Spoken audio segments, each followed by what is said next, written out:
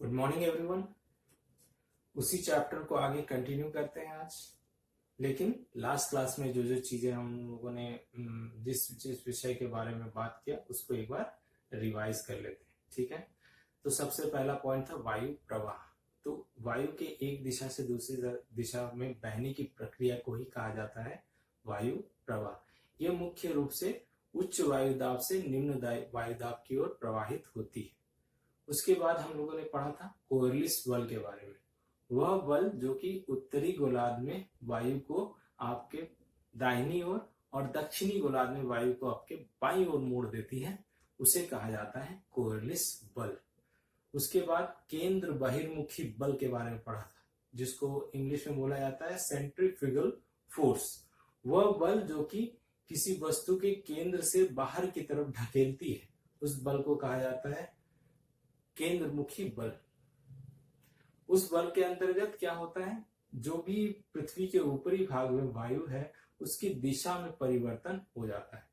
तो इन तीन चीजों को हमने लास्ट क्लास में पढ़ा था। अब इस क्लास में हम देखेंगे कि पवनों के प्रकार या वायु के प्रकार कौन कौन से हैं। उसमें सबसे इंपॉर्टेंट या सबसे पहला प्रकार जो है वो स्थायी वायु या प्रवाह है। तो सबसे पहले इसका डेफिनेशन देखेंगे। स्थायी वायु प्रवाह वह वायु होती है जो कि सामान्य रूप से हमेशा पृथ्वी के ऊपरी भाग में चलती रहती है और उसका वेग जो होता है, स्पीड जो होता है, वो समान रूप से चलता है। यह वर्ष भर चलने वाली वायु होती है।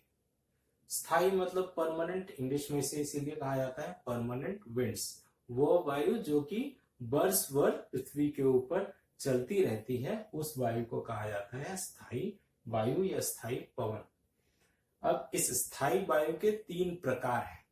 पहला व्यापारिक वायु, दूसरा पछुआ वायु और तीसरा ध्रुवीय वायु। अब इनको एक एक करके हम लोग इनकी विशेषताओं के बारे में जानेंगे कि किस क्षेत्र में बहता है, इनके मुख्य रूप से इसका जो दिशा है वो किस तरफ का है, इस सब विषयों के बारे में हम लोग जानेंगे।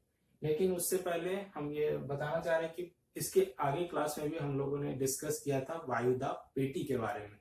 तो ये वायु का बहना और इन वायुओं का बहना मुख्य रूप से वायुदाब पेटी पर ही निर्भर करता है, क्योंकि वायु हमेशा उच्च वायुदाब से निम्न वायुदाब की ओर बहती है। तो वायुदाब पेटियां कहाँ कहाँ पर अवस्थित है ये तो आप सभी को पता है। तो एक डायग्राम के माध्यम से आपको हम ये समझाने का प्रयास करेंगे कि इन वायु, व्यापारिक पवन, पछुआ पवन या ध्रुवीय पवन जो है वो किस भाग में बहता है पृथ्वी के। तो हम डायग्राम देख लेते हैं। डायग्राम में हेडिंग दिया हुआ है स्थायी वायु प्रवाह। अब इसमें कुछ कुछ चीजें हैं जो आपको समझने के लिए है। इसमें हमने शॉर्ट फॉर्म यूज किया है एलपी और एचपी। एलपी का मतलब होता है लो प्रेशर, हिंदी में लिखा हुआ है निम्न वायुदाब, और एचपी का मतलब होता है हाई प्रेशर, उच्च वायुदाब।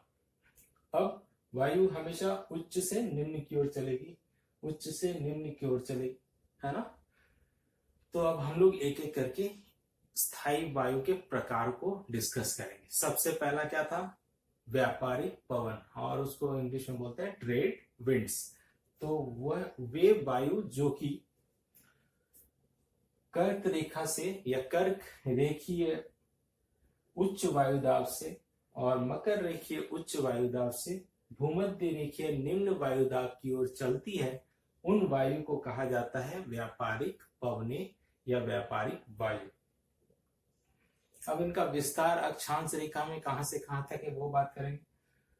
उत्तरी गोलार्ध में यह मुख्य रूप से 5 डिग्री से 25 डिग्री उत्तरी अक्षांश में बहता है और दक्षिणी गोलार्ध में 5 डिग्री से 25 डिग्री दक्षिणी अक्षांश में बहता है। इनका डायरेक्शन या इनकी दिशा कौन सी होती है, तो आप सभी को पता है कि कोरलिस बल के कारण उत्तरी गोलार्ध में वायु आपके दाहिनी ओर और दक्षिणी गोलार्ध में वायु आपके बाईं ओर मुड़ जाती है। तो हम ड्रॉ करेंगे, ये जो वायु है उनके दाहिनी ओर मुड़ गई ऐसे, और ये बाईं ओर। तो उत्तरी गोलार्ध में व्यापारिक पवनों का नाम हो गया उत्तर पूर्वी व्यापारिक पवने, डायरेक्शन या दिशा के अनुसार। और दक्षिणी गोलार्ध में दक्षिण पूर्वी व्यापारिक पवने। तो व्यापारिक पवनों की विशेषताएं समझ में आया आपको। सबसे पहला व्यापारिक पवनों की विशेषता क्या है? ये वह पवनें होती हैं जो कि कर्क रेखीय उच्च वायुदाब और मकर रेखीय उच्च वायुदाब से भूमध्य रेखा की ओर बहती है। इनका विस्तार 5 डिग्री उत्तर से और 25 डिग्री उत्तर, 5 डिग्री दक्षिण से 25 डिग्री दक्षिण। डायरेक्शन उत्तर पूर्व, उत्तर दक्षिण पूर्व। ठीक है, यहां तक सबको क्लियर है। अब दूसरा जो वायु का प्रकार था, क्या था वो दूसरा प्रकार? पछुआ पवने। अब पछुआ पवने कहां से कहां तक बहती है, पहले उसके डेफिनेशन को हम लोग देख लेंगे। तो पछुआ पवने वे पवने हैं जो कि यहाँ पर उच्च वायुदाब है और यहाँ पर निम्न वायुदाब है। तो किधर से किधर बहेगी? उच्च से निम्न की ओर। यहाँ भी उच्च वायुदाब है और यहाँ निम्न वायुदाब है। तो कहां से कहां बहेगी? उच्च से निम्न की ओर। तो पछुआ पवने भी कर्क रेखीय उच्च वायुदाब से सुमेरु वृत्तीय निम्न वायुदाब की ओर बहेगी और यहाँ मकर रेखीय उच्च वायुदाब से कुमेरु निम्न वायुदाब की ओर बहेगी। अब इनका विस्तार पहले देख लेते हैं। तो इनका विस्तार जो है वो उत्तरी गोलार्ध में 35 डिग्री उत्तर से लेकर 65 डिग्री उत्तर तक फैला हुआ है और इसका विस्तार भी 35 डिग्री दक्षिण से लेकर 65 डिग्री दक्षिण के बीच फैला हुआ है।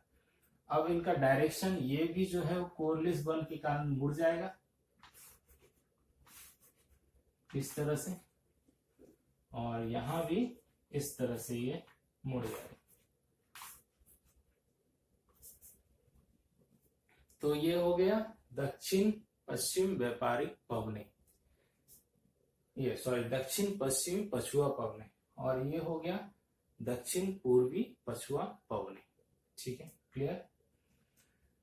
पछुआ पवनों की विशेषता समझ में आ गई, पछुआ पवनों का विस्तार। अब हम लोग बात करेंगे ध्रुवीय पवनों के बारे में। तो ध्रुवीय पवनों में भी वही फिनोमेना काम करेगा कि ये उच्च वायुदाब से निम्न वायुदाब की ओर प्रवाहित होगी, ये उच्च से निम्न की ओर प्रवाहित होगी। तो वे वायु जो कि सुमेरु उच्च वायुदाब से निम्न वायुदाब की ओर प्रवाहित होती है, उसे कहा जाता है ध्रुवीय पवने। ये और एक बार बता देते हैं।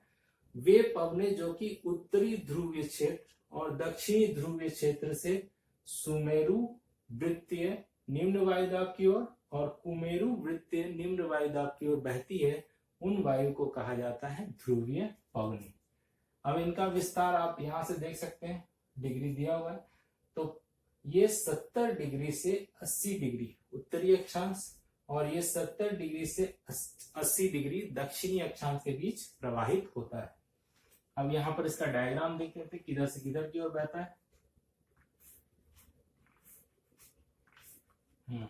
और यहाँ पे इधर से इधर। तो उत्तरी भाग में इनका नाम दिया गया है उत्तर पूर्वी ध्रुवीय पवने और दक्षिणी भाग में दक्षिण पश्चिमी ध्रुवीय पवने। क्लियर है? तो ध्रुवीय पवनों का विस्तार समझ में आ गया, ध्रुवीय पवनों का डेफिनेशन समझ में आ गया। तो आई होप आप लोग सभी को ये चीजें क्लियर है। तो अब नेक्स्ट क्लास में अगले पॉइंट को डिस्कस करेंगे। Thank you.